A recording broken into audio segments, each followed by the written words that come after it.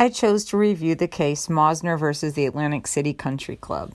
This case determines whether a golf course and its owner is responsible for protecting its golfers from lightning strikes.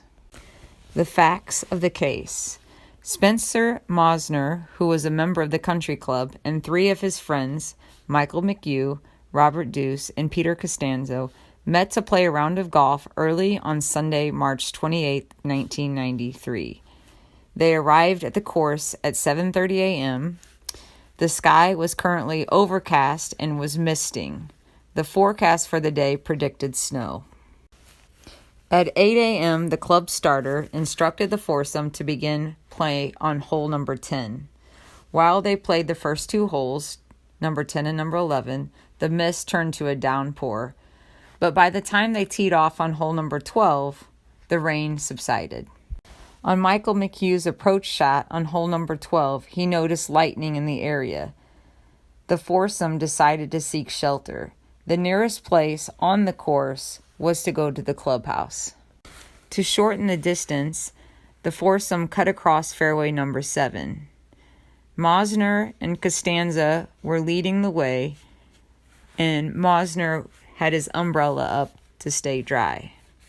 When they were about 325 yards away from the clubhouse, Michael McHugh witnessed Mosner being struck by lightning. Both Mosner and Costanzo fell to the ground. Robert Deuce immediately went to get help, and another caddy went to a police station nearby for additional help. Michael McHugh stayed with Mosner and Costanza. He noticed that Costanza was stable, but Spencer Mosner was not. So McHugh began to administer CPR. He continued CPR until the caddy, master, and the club pro arrived.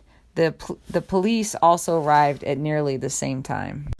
Both men recovered from their injury. However, Spencer Mosner sued the Atlantic City Country Club for damages resulting from the lightning strike.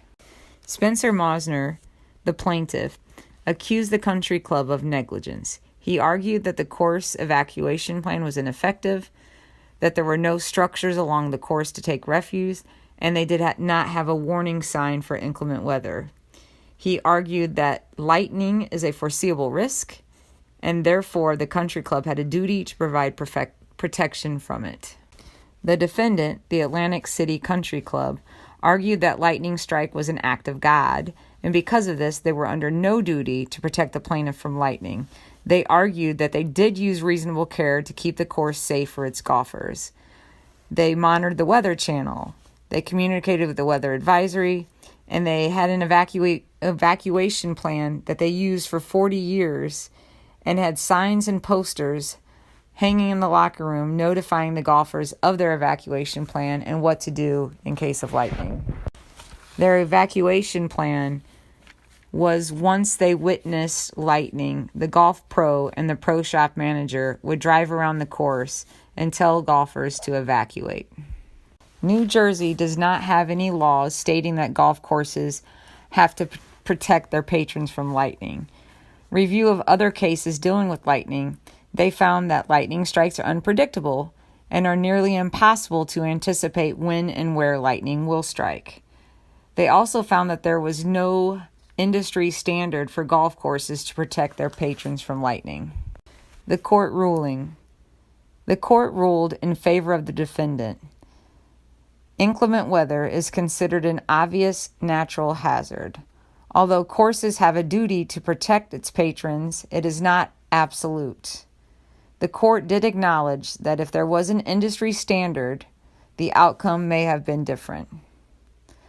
Also, if a course has steps in place to protect their patrons, and Atlantic City did, they have a duty to implement that plan properly. Implementation. For an owner and an operator of a golf course or any other public facility, there is a duty to reasonably protect your patrons. And if there is a plan in place to protect them, you must follow that plan and procedure and implement it properly.